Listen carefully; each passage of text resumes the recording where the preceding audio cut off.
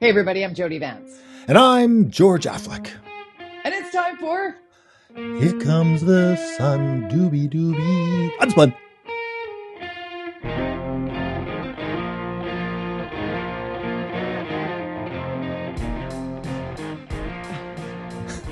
Sun? Or is it? I don't know. With the future, it's we've got a new world order. And the sun outside as well. The future looks bright. Sunny ways? Is that what you're trying to say? Are you pulling from the federal into the municipal? A little bit. I mean, I think people obviously made their statement in the poll. We had our quick show after the election, and we took last Friday off. The results were pretty resounding in Vancouver, and we're specifically talking about Surrey had a bit of a it was closer than people might have wanted. But in Vancouver, I think people are going, okay, that was a resounding victory. Control of council, park board, and school board for Ken Sim and ABC. That's a statement from the people of Vancouver to say, you know what, we need something new and different. And well, it's going to be new and different. It's going to be new and different for their inauguration day, right? When Ken Sim is officially the mayor on November 7th. Yeah, they're like doing a big. Well, the ceremony, it's probably the similar ceremony to what we had when I was there, but we used to do it at the Olympic Village Community Center. And even that was actually more extravagant. Prior to Vision, they would just do it in the chambers. And it was very informal, like you'd go into the chamber, get sworn in, and that was it. Then Vision did their show they got, hit hard for that. They said, hey, we want to invite our family and friends. And I never had a problem with that. And it cost a bit of money. And I think or Bob Mackin doing stories about how much money this was costing the taxpayers. And I was like, yeah, but and so this is at the Orpheum. It's a city facility. You still have to pay for it. There's not a ton of costs, but I think it's good to celebrate and say, you know what, sunny ways. Yeah, let's move forward. Let's get excited about this new council, this party, and especially just off Granville Street. Right. I kind of dug your reaction. Your reaction on Twitter, I thought was really good because it was like, we should have more fun in the city. We should celebrate what's happening next. We should start, at least before we start tearing down what they're doing wrong, which we will probably do here on UnSpun regularly. Let's shake it up. Let's make it interactive. Let's make it a thing where there's a conversation at it. And I don't want to beleaguer the outgoing mayor with a whole bunch of negativity here because his term is over. And that's something that as I've said many times here, I was looking forward to because I was very frustrated, particularly with how Kennedy-Stewart handled the pandemic and basically saying we're bankrupt, we're screwed, and nobody's coming to help you. I thought that's the antithesis of what I want in a leader. So he had his final council the other night, and interesting always to note, and Surrey, their last council meeting was like rammed full of all kinds of motions and stuff. And how do those usually roll? How did you see the Vancouver council, the final council for the outgoing mayor and the outgoing members? How did you view it? Well, they had that one UNDRIP vote, the First Nation stuff that was somewhat, that was put in there and that Colleen Harbuck, I believe, voted against. So, but then they had an in-camera decision on a contract, which was awarded for the Granville Bridge loops to be redone on the north side. If you're familiar with Granville Bridge, when you exit and enter, there's these loops. They're going to get rid of those. So what are we going to do without those? Are we all just going to drive through the entertainment district? We're going to be screwed on that bridge. No, it's called normalizing. They take them, they just kind of create streets, just like the south side. They did it 30 years ago on the south side of Granville Bridge. They create loops. So it's just instead of a loop, it's a square. And so you'll go straight, turn left, turn right. So you'll kind of come off the Granville Bridge. Oh, okay. When you're heading so you'll down still have that option. Hotel, you'll just you just go right down a street and then right down another street. Then there'll be a light at Pacific and the same on the other side. So it just squares it off. So it's not as zooming like a highway exit in the middle of our city. And then there's going to be the ability to put 4 towers in the land that's reclaimed from those loops that you can access then. And that is exactly where towers should go, in my opinion. Yeah, they're right by my house. It's fine. We're fine with towers in Yaletown. But when my brother and sister-in-law used to live down there on a tower, and there is a sense of community there. It is built for that. There are parks right there, and there's no like elementary school plunked in the middle that feels out of place. It's thought through. And people were all up in arms about Vancouver House and that, the height of it and the blade and then the butterfly and then the da-da-da. And it's like, but you know what, downtown, I get it. I kind of get it. I was just a little bit like, can we cost this? Can we figure out, can the new incoming council and the new mayor do? Because the one thing about Ken Sim that I keep hearing that peaks for me, and you and I have talked about budgets and what have you, the fact that he is a chartered accountant kind of gives me some hope when he says he's going to look at the budgets and actually like parse out priorities and what have you. So what this one thing going through, and you and Charles Gauthier, formerly of the downtown there, we're kind of going around in our Twitter conversation. I love Charles. We have very respectful conversations. I always learn from you guys. So he's much more posing the question now that he's out of his job since he retired. He's very funny. He's very funny. He has more opinions than he used to. Yeah, he's saucy. But why wouldn't they revisit it just for a hot minute? They put them a tender out, so you have legal repercussions if you revoke at RFP, request for proposals. So they put that RFP out, and this is already 3 years delayed. The original, we approved this when I was there, the concept. Okay. And so if you were there, I'm okay with it. Yeah, we approved it. It was approved in a public hearing, and then we put it out to tender. The original plan, though, was that the developer, it was going to be a land lease. This was the goal, that we'd lease the land, not sell it, because there'd be these forest properties. And the deal was you'd have 2 towers that were strata and 2 towers that were shorter towers that were social housing. That was the deal we put out there. Unfortunately, the city got pretty much nobody interested, because part of the challenge was they were required to also fix those roundabouts. And so I think the city took it back and they went, okay, let's look at this again. Apparently no developer wants to do this part. It's just too risky for them, and too much money out of the gate pre-build that they'd have to invest, that they're just like, the margins don't work. So the city then was, okay, we're going to do this, and then we'll go put it out, the same proposal for this land lease potentially. I mean, this council could decide to just sell the land, which I hope they don't, because it's prime city property, and I don't think city should be selling its land. I think it should be leasing it for 99 years. That way, 99 years, we'll have some sweet pieces of property to resell, allocate, or whatever. Whatever money the land is our most valuable asset for the future of future councils. Anyways, so they put it out to RFPs for this loops to go down to get. And so I imagine, once the council decides to put something out, any government that puts something out, it's out of their hands. They have a staffing and a whole structure. And if you have a problem with that structure, that's a whole other question. But if there is a bid committee that exists, it's made up of a bunch of people from different departments and different lawyers and blah blah, a whole bunch of people. They get the tenders. They're based on all this and whatever ticks off boxes, price, skills, all those different things. Like anybody who's ever been through an RFP know what the process is. Sometimes it's baked, but I don't think this one would be. I would bet that whoever came back and who won this one was the cheapest. I could put money on it that this is not a complicated project. So it's got to be whoever was cheapest. It's literally a road build. It's easy. It's simple.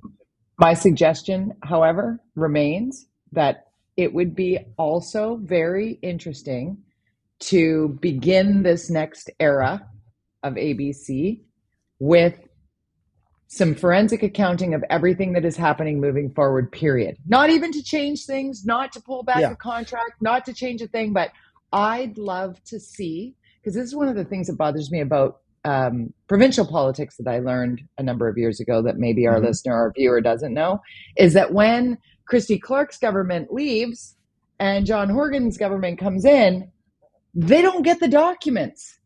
They do not get to look at what was there before. And that to me is mind-boggling as a taxpayer. Those are my documents.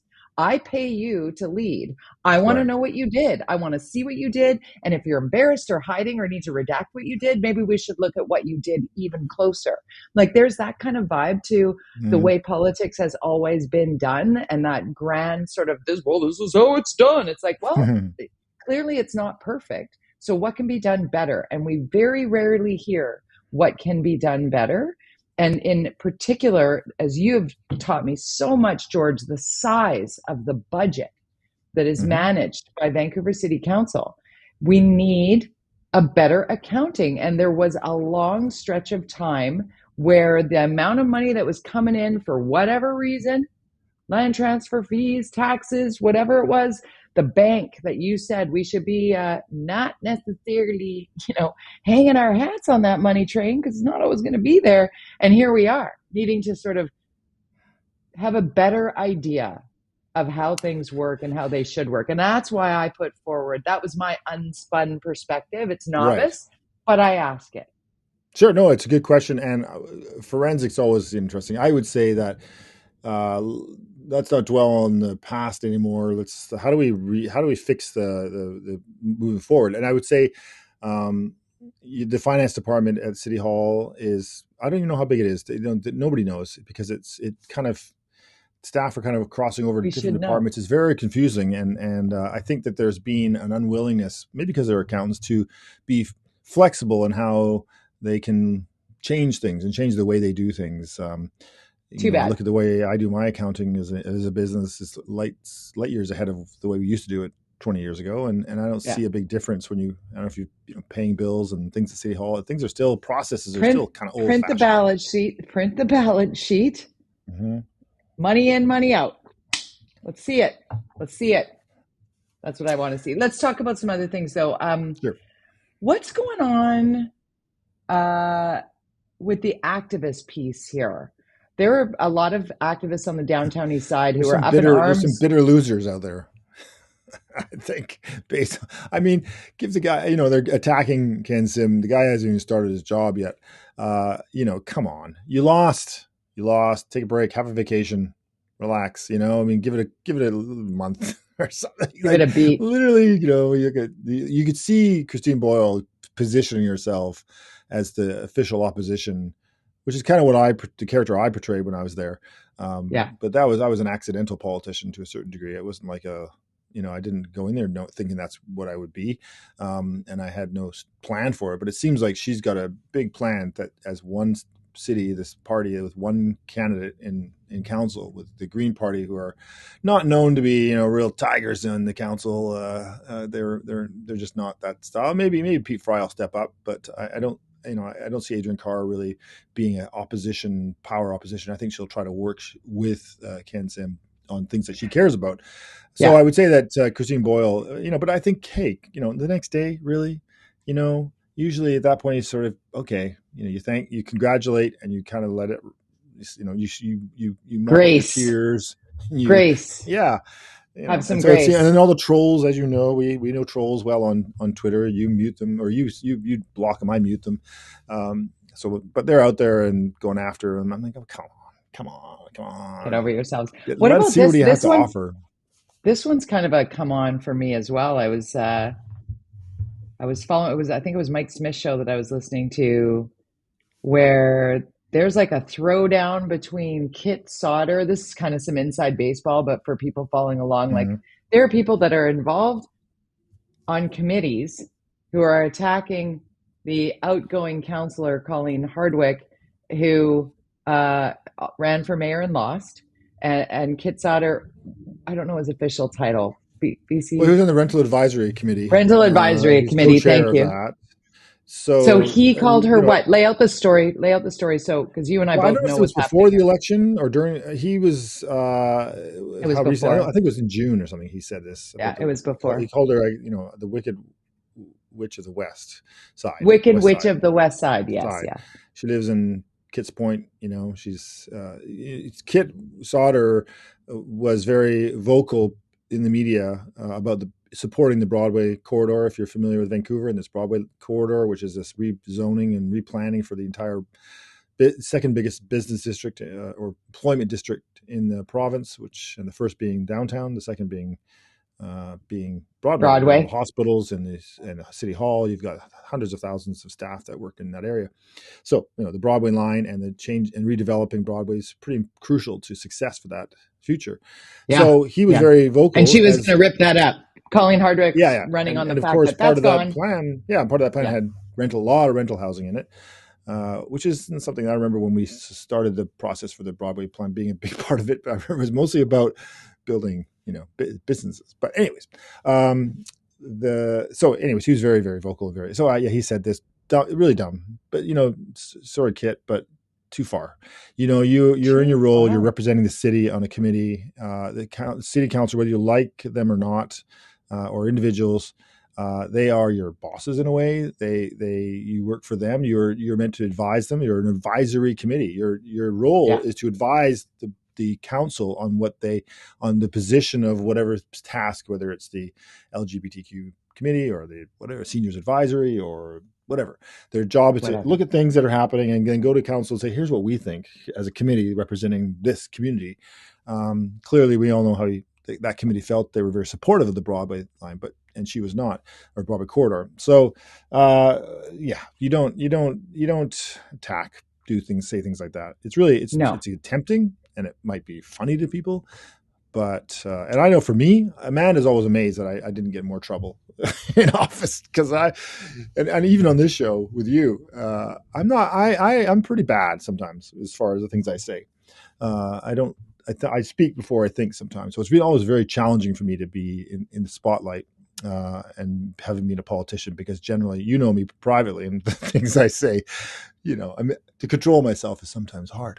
That's what makes it so much fun. It's like flying with no parachute because we do this, we don't edit it. We're off the cuff. We're saying what we think, and why I enjoy you on radio so much as well, because you've exercised that muscle enough, and you go right to the edge, and I can hear you going even farther sometimes, and everybody does. But the thing that surprises me here, because I agree with you, I think this was completely out of line. Name calling is unbecoming.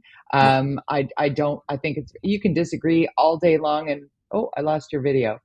You can disagree all day. I just called the shutout. We always just continue doing this. So funny. That says we've lost George. Hopefully he'll rejoin here.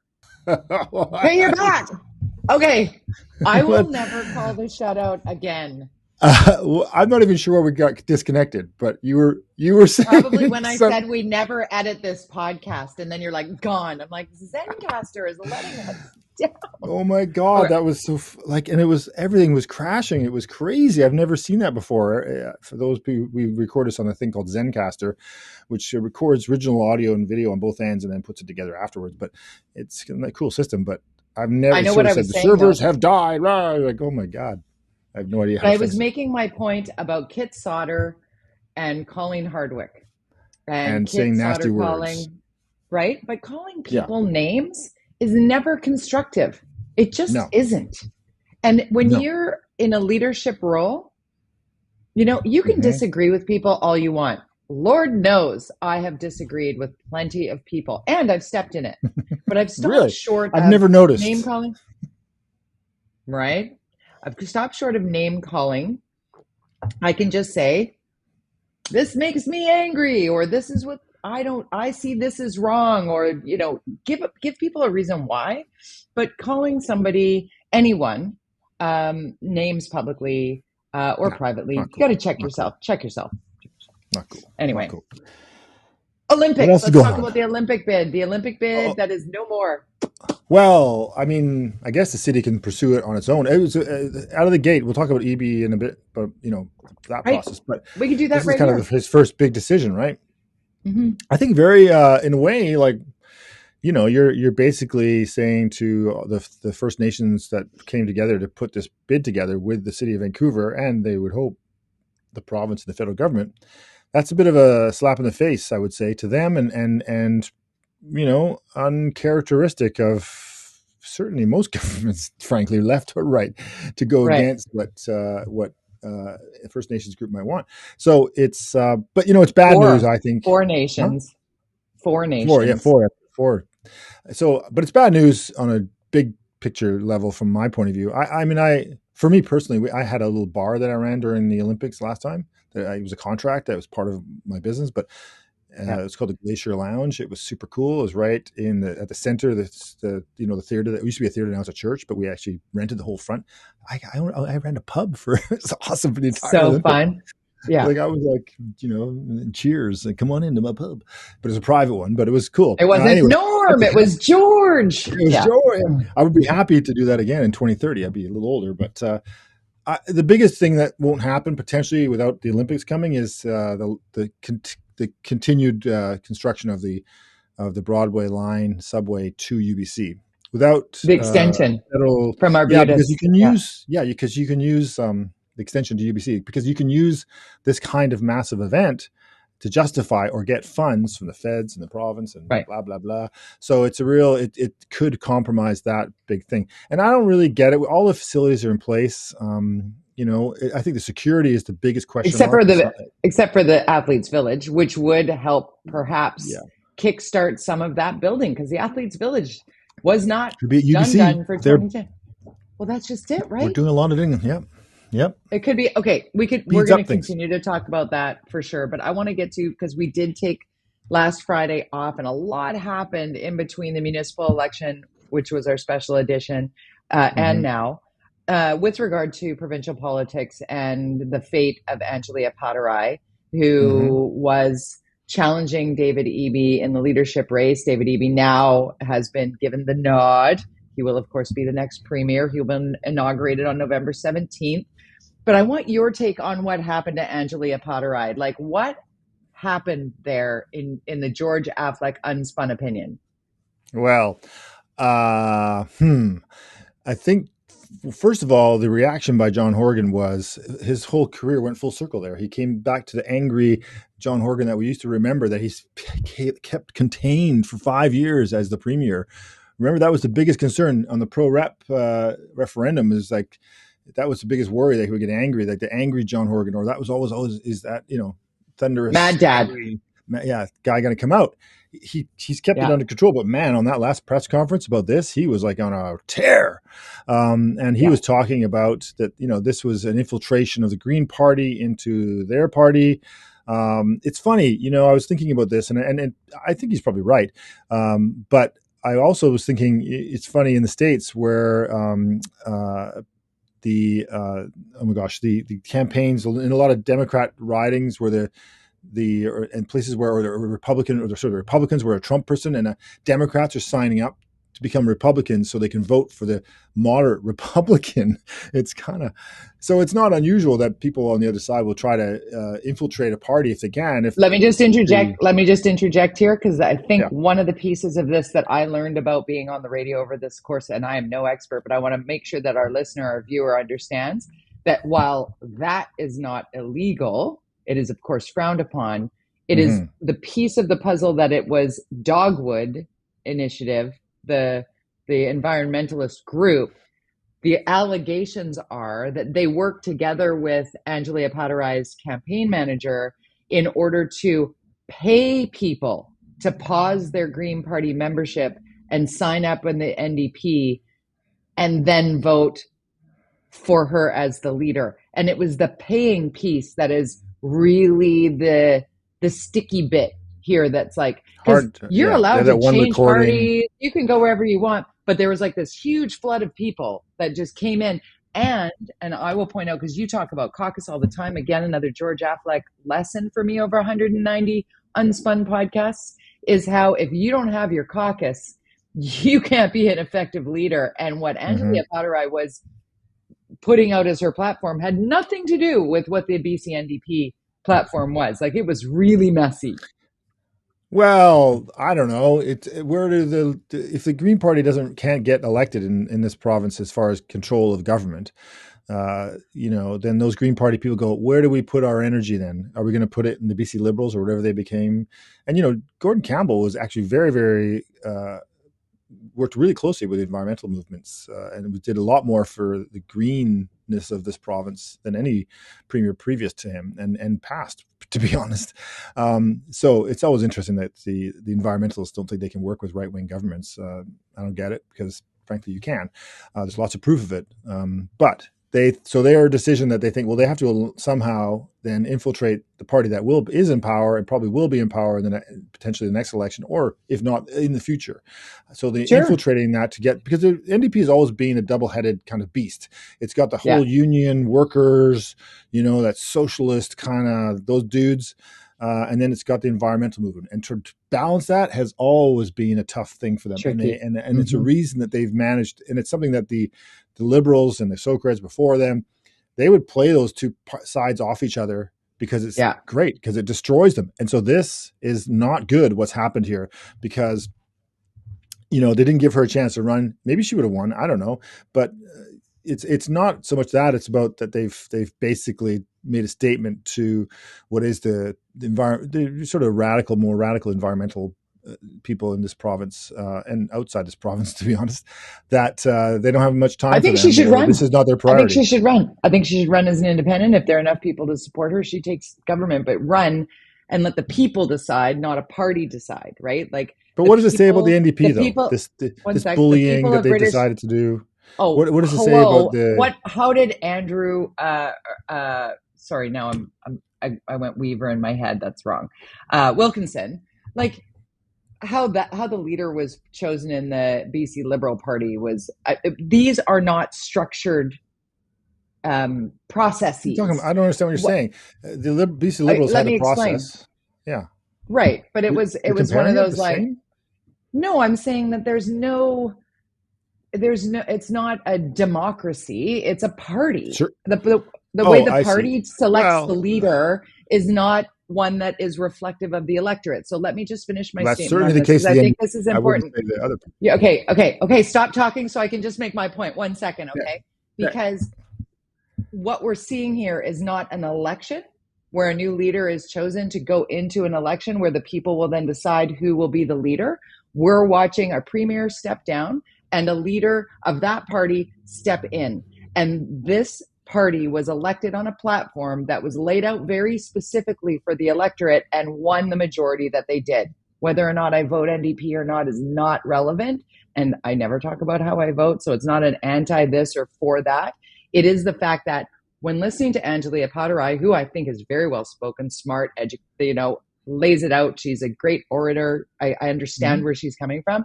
The things that she put as her priorities as what would be the incoming leader and ultimately the premier of this province if she won that role, her mandate was not at all what the people of British Columbia voted for. That's the part that I have issue with.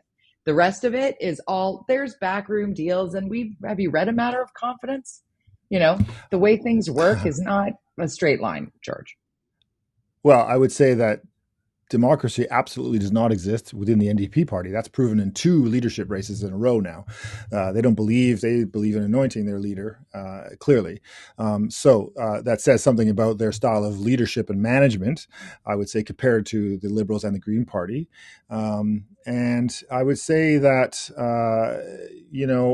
you're right that once a new leader comes in, I don't agree, though, that generally, no matter who gets in, whatever their philosophies are, and they generally should be, I think EB's philosophies are quite different than Horgan's, but certainly hers were much, much different. But the one thing that they need to do, I'm going to do 24-hour a day free. The one thing they need to do, they need to call an election immediately. You don't have, as the leader of that party, you don't have the mandate of the province as a party anymore, because you have a new leader who, whether or not that person's exactly kind of like the guy before, the white guy before. The support of the caucus, though, that's what you taught me. But I'm not even talking. Please don't put words in my mouth that I was supporting I'm saying a white man. Okay. No, I'm saying that. I'm saying, isn't it interesting? I'm not saying. But I'm pointing out that.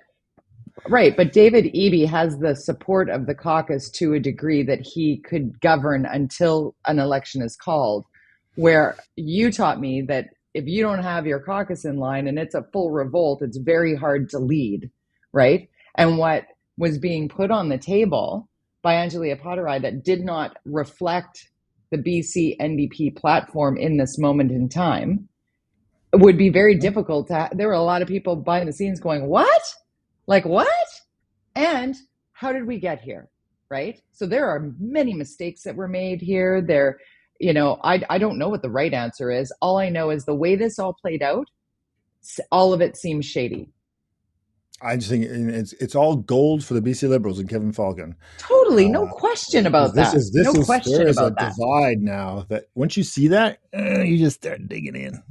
Did you hear that Kevin Falcon, not maybe him personally, but did you hear it was the BC Liberals who tipped off the BC NDP that the Dogwood thing was at play? Like, they actually were like, hey, guys, you might want to, isn't that crazy? I know. I mean, It it's never almost a like I dull can moment. imagine I call they're for like Jeff Meggs or something going, oh crap. How do I deal with this? Oh, I don't want to hear this. Oh no, I have to deal with this, and I'm getting it from the Liberals, and I know what they're going to use this in the future. Like I Yeah. can't win here. This is a big turning point, though. This is a big turning point for this party that has enjoyed rather a zippity doo-dah, zippity a kind of checks and balances as far as premiers go. You know, the most popular in the country for a good chunk of the last couple of years, right? And then all of a sudden, it's a black mark. So. And you have a different style leader now. I mean, David Eby's a nice guy. I know him. Very friendly person. Very good. Young family. Yeah. But he also comes from a very, I would say, somewhat radical background as far as, you know, his positions on specific issues. It'll be interesting to see how he deals with that, and how if he can keep that caucus together. I think that's going to be his challenge. This Olympic decision, I think, is the first out of the gate. Really, I mean, maybe it's coming from Horgan, but I would say that this is a big decision by them. And I don't know if the Liberals should really jump on it. I think they did, and I don't know if they should have. I think they should have just stepped back a little bit and let the cities start attacking the NDP. Or let They're not going to step back. That's not how politics Well, I just don't work. understand how it's because to me, if you live in Vancouver, most Vancouverites were, I think, somewhat in favor. I mean, Colleen Harvick was calling for a referendum, which may be a good idea, but I think most people are like, yeah, the Olympics were fun. I wouldn't mind that again. How much is going to be curious about it? Like, not saying shut it down right away, but this. Well, because we don't have to build everything all over again. Like you said, no. So much of the infrastructure is already in place. It's not like we're rebuilding the sea to sky again. Yeah. This NDP government's already proven to be no fun. They said no to the Olympics. They said no to the World Cup, which they backtracked on. So it's they kind of like, they don't like stuff that's like what people like. Maybe I like you. I like you on Twitter, George George_Affleck. I'm at Jody Vance. UnSpunPodcast.com is where you like and subscribe. This will come straight to your email inbox weekly. We're gonna keep doing it. You're like, I don't know if we have enough stuff to talk about now. Well, it also takes time. We need some sponsors. Can somebody throw some cash, please? Yeah, George needs the payday. Let's get paid, George. Let's do this. we take commercials. We take sponsors. Feel free to contact me at my agency, George at curvecommunications.com. There's my first commercial for our show. Here we are. 191 episodes in, and we're going to keep going. To the show for that commercial. Curvecommunications.com. Nice. Next time we get together, drinks are on you. Peace out, buddy. We'll see you next week. Bye. Yes, on a Friday. Bye-bye.